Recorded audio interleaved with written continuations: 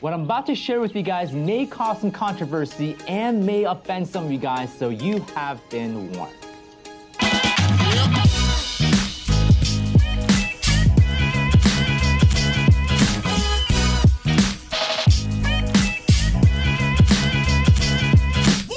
See what the Kwok brothers got to say about this. What's up, you guys? This is Sam Kwok, one of the Kwok brothers, real estate investor, and in this video, I'm going to go and expose what your mortgage brokers aren't telling you and hiding from you. And again, this video may cause some controversy and may offend some of you guys. He's an investor. Now, before we get right into it, be sure to go and click like on this video because it does help us out with our YouTube algorithm, which means that we can get this video out to more people as possible. So when it comes to mortgage brokers, there are certainly good ones and honest ones that do care about your well-being. But equally, there are just as many mortgage brokers that don't care about your well-being. All they care about is being profitable, and they hide the truth from you so that you just don't know. What do mortgage brokers do? Well, their job is to help you find the right types of loans and mortgages that are best suited for your needs. So if you need a real estate investing loan, their job is to go and find the right products, right mortgages for you that are good for your goals, and they satisfy your needs. If you're looking to buy a new home and this is your first time buying a home, probably the mortgage brokers have some knowledge and information as to what types of loans that are out there that are best suited for first-time buyers. So how mortgage brokers get paid is through a commission, and oftentimes mortgage brokers get paid through origination fee. And that fee is based on what's called points. And each 1 point equals 1% of the entire loan amount. So if, let's say, you have a $100,000 loan that you're going through a mortgage broker, and you basically have an agreement to pay 1 point of an origination fee, you're paying the mortgage broker 1% of $100,000 as a commission. Most mortgage brokers for that have a flat broker rate to for find their you the right origination types fee of right loan now. and right types of mortgage So it's not for really, what you that's are not how needing. we get paid. So next Right. time you go and work with a He mortgage is broker, right keep that in in a mind. certain, When you pay an perspective. origination fee, part of that fee is going to go towards a commission. We get 1% of the loan amount, so it's a little bit different. We're not going to get 1% of points. So what you whenever spend. hear It's that not going term, to show just know that on that's your a fee statement. that's associated You will see an with origination the fee. mortgage broker. Now, But that's just how they 1% get of the loan paid. amount is pretty Most typical mortgage for a mortgage brokers lender. know that their real profit center is in repeat business. In fact, most businesses are successful because of repeat business, right? A restaurant that has recurring customers coming in every week is more successful. Netflix, for example, has recurring customers that pay subscription. Well, a mortgage broker also profits on having repeat or second-time customer, and this is where the danger lies for you. A lot of times, mortgage brokers want you to refinance so that they can turn you into a second time or a repeat business, but here's what they don't tell you about refinancing. And I'm gonna tell you guys the danger right now. So oftentimes, mortgage brokers may come to you saying, hey, Mr. and Mrs. Borrower, you should definitely refinance because of the interest rate dropped, or there's an introductory promo offer. I got the best product for you that could drop your monthly payment. And there are some misleading facts about this, mainly because whenever you refinance, you're essentially resetting your entire amortization schedule. In other words, let's say you have a mortgage. You can pick the terms of your loan. So if you're doing a rate term loan, you don't have to always go with a 30-year product. You can go with a 25-year product, a 20-year product, even a 10-year product. You can change, so you don't have to necessarily restart your loan and do another 30-year loan and start from the top. You can actually shorten the length of time that you have left on your loan. I actually did it for my father-in-law, and he told me his game plan and how much additional he likes to pay monthly for himself on his mortgage. We kept it so he did the same, but we also cut the length of time of his mortgage loan in half. It's very important to, be aware of that. And, there may be some scenarios where it makes sense to start, over a 30-year span to make sure that, you're not responsible to pay as much monthly, but also keep in the back of your mind, if you want to pay off your home in 15 years, and let's just say, throwing a fictitious number out there, that $500 extra per month will get you to that 15-year mark. Keep that in mind and stay on track with that. That's always like a really good rule of thumb. But it's not necessarily always the worst thing to do to start over at 30 years. You just want to make sure it aligns with like your plans and your goals as well. Years. And your mortgage broker contacts you by saying, hey, Mr. and Mrs. Borrower, I see that you've been paying your mortgage for the last 5 to 7 years. Congratulations. you'd be doing a great job, you're doing well, you're a great homeowner. Hey, I got you an amazing offer to refinance at a much lower rate. And we could go and drop your monthly payment from, let's say, for example, $1,000 to $900. Which for most people, they may look at this and say, hey, that's a pretty sweet offer. And if I'm getting a lower interest rate, it just means that I get to pay less interest. It may seem that way, but here's where the misleading part goes. When you go and refinance, say, let's say you have a 30-year mortgage and you refinance to another 30-year mortgage, what happens is you're resetting the clock.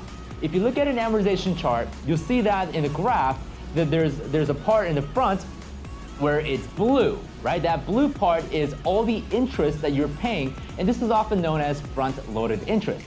What happens is when you get a new mortgage or whenever you refinance, vast majority of your monthly payments initially goes to pay the interest on the loan.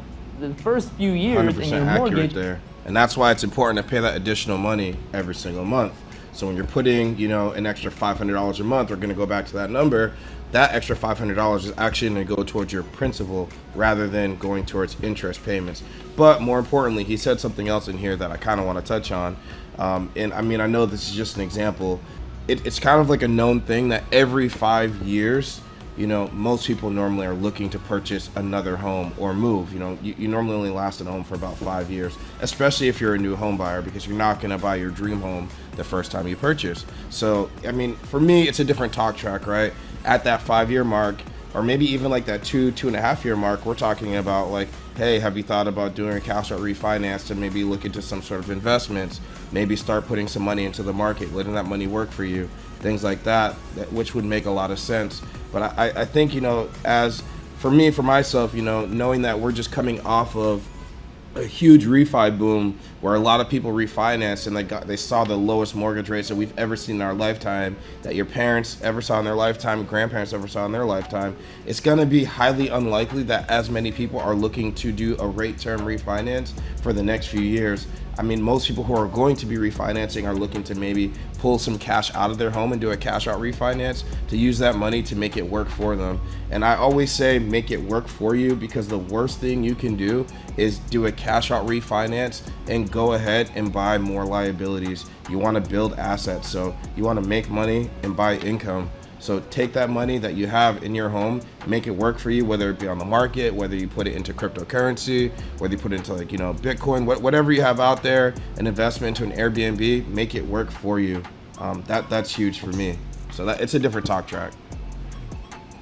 You're not even paying down the mortgage itself. All you're doing is you're paying the interest so that the banks or whoever is the lender is profiting from your monthly payments. Now, the problem with refinancing is you're essentially resetting your progress. You lose all the progress you've made, and you start all the way from the beginning where you're essentially back to square one, paying vast majority interest back to the banks. While you are technically paying quote unquote less interest rate, you're going back to repaying all the mortgages all over again. Don't let your mortgage broker lead you astray from the fact that when you refinance into another 30-year mortgage, you're starting all over, you're resetting your amortization, you're resetting your progress. Because what happens is if you are 8 to 10 years in, you're slowly starting to get to the point where you are actually starting to pay off your loan now. You're starting to reduce the principal balance.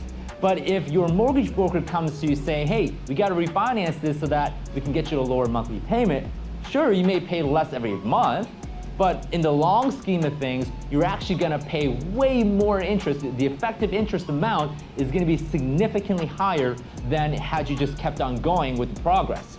So don't let a mortgage broker tell you otherwise. Be sure to check the facts. Make sure you're not paying more in terms of effective interest amount, not interest rate, interest amount, which I'm gonna tell you guys an alternative method and a better way to pay off your mortgage. So if you're 8 years into paying off your mortgage, that's actually a good point too. And if you so interest amounts that he's talking about. So if you're currently owning a home, you're looking at your mortgage statement. If you go down and you look at the bottom, you'll see how much money you're putting each month towards principal payments and interest payments. You can also see a schedule of your payments. You can look at an amortization calculator. You can pull all that stuff up too. But really looking at that and seeing like what you're paying monthly in interest versus like if you refinance what you'd be paying monthly in interest, is key because, you know, the goal is to put more money towards your principal each month, less towards interest. Like, why would you want to pay the bank instead of paying yourself, right? And I'm saying that in confidence. You're going to want to look at this and make sure that you're putting as much money towards your principal payment as you can. And we're back to that $500 mark again. It's like that money, that additional money you're paying, that can go towards your principal payment. It's key. So just make sure that you do check that out before you do a refinance. That's one of the main things I'll look at.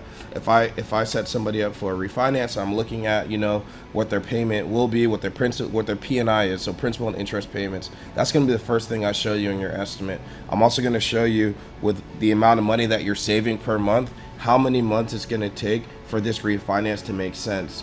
And, you know, the key is you really want to line this up with your goals. I'm going to go back to this again, right? If you plan on being in your home longer than 5 years, you're going to want to make sure that those payments like make sense, and like you're dropping your payment enough where it makes sense to be there for 5 years.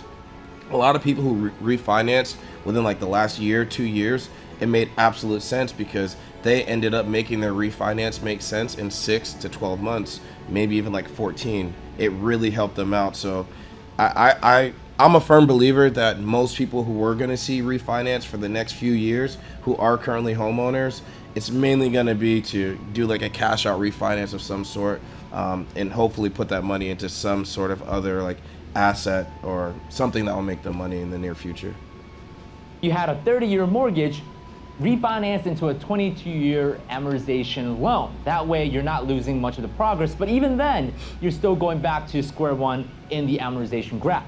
Now, here's a better way of paying off your mortgage faster, and that is through a concept and a strategy known as accelerated banking strategy. Boom. This strategy could help you pay off your mortgage faster with less interest without having to make more money or cutting back on your expenses. So what I'm gonna do is I'm gonna go and leave an explainer video right here. Go and click on that video right there and watch the video, and I'm gonna show you guys how to pay off your mortgage faster. That's what we just went over. So we figured all that out without hitting that 7-minute mark. So accelerated banking, just pay that additional money each month. Look at your amortization calculator, see exactly where you are, see exactly how quickly you want to pay off your home, and make sure you line that up with the additional monthly payments that you're going to put towards your principal.